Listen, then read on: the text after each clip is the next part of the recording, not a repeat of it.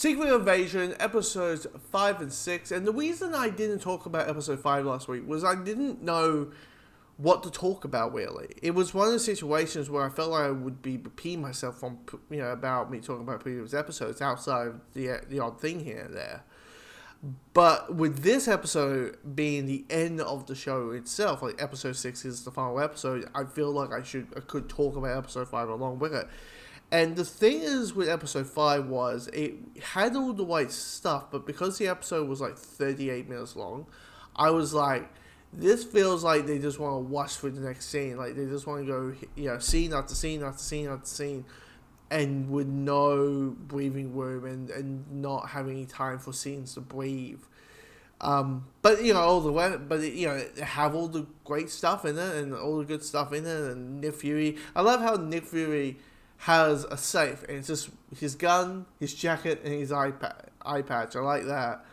But with this episode, what I find out, I think mainly because most of these DC Plus shows have kind of hit the 30 under 40 minute time length. So we all go and, moan about, it's 6 episodes.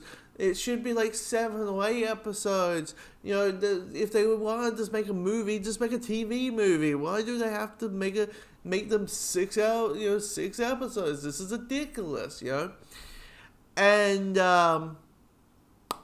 what happens with Secret Invasion, it feels like it was the perfect runtime. It was a story that if you made it 5 episodes, it would felt too crammed.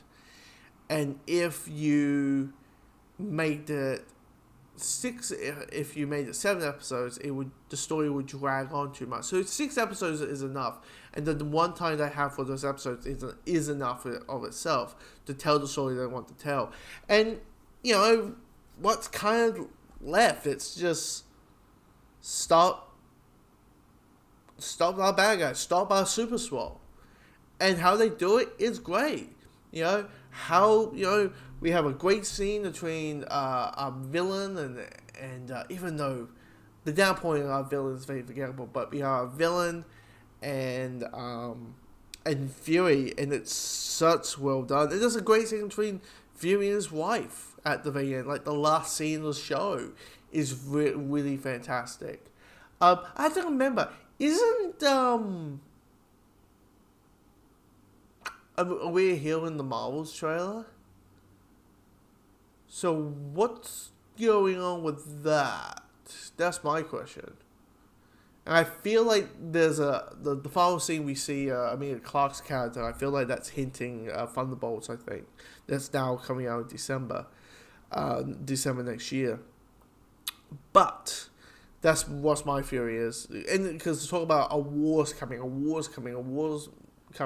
What war is it? Is it, Kang? Is it the Secret Wars or the multiverse? Is it mutants?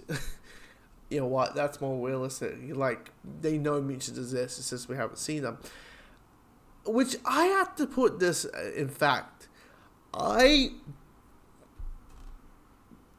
actually think they kind of, by the end of this show, this is a bit of a spoiler going on, but yeah, by the end of this show, the president he is aware of Swolls.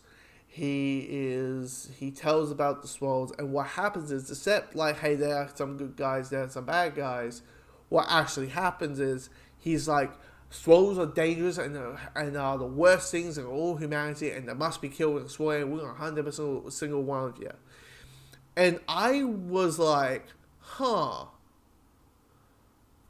they're starting to make, when it comes to, which is kind of weird, because, you have Thor, and, you have the Guardians of the Galaxy showing up, and, good aliens and bad aliens showing up on Earth, but, it could be the sense, they shapeshift. You don't know who they are. And they might be good, but you don't know that. Someone's taking your identity. It could also be that. But in the Marvel Comics, being a superhero, it sucks. and definitely if you're a mutant.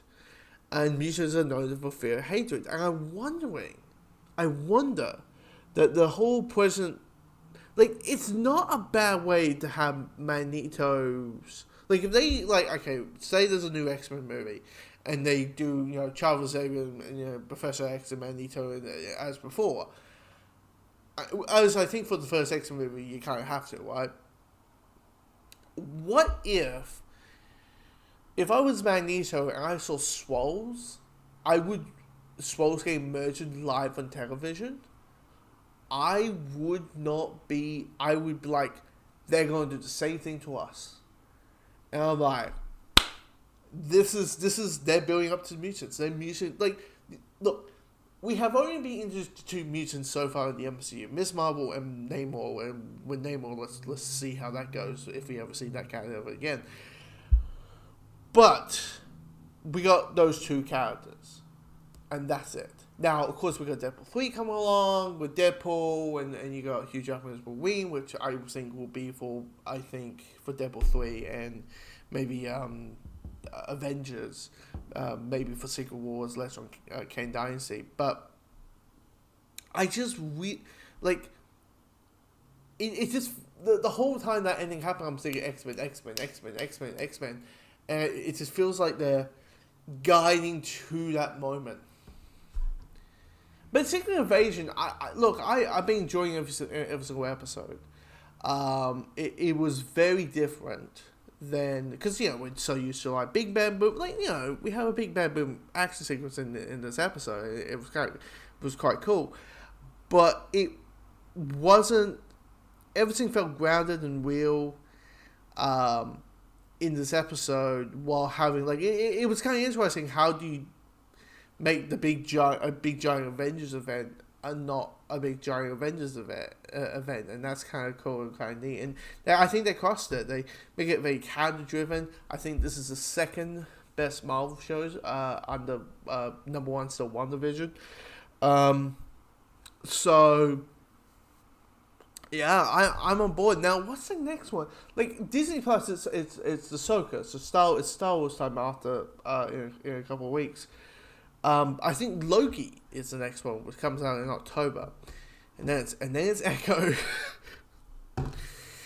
I think it's the first time me not really looking forward to a Marvel show or a Marvel thing, mainly because of me not caring about the character in Hawkeye.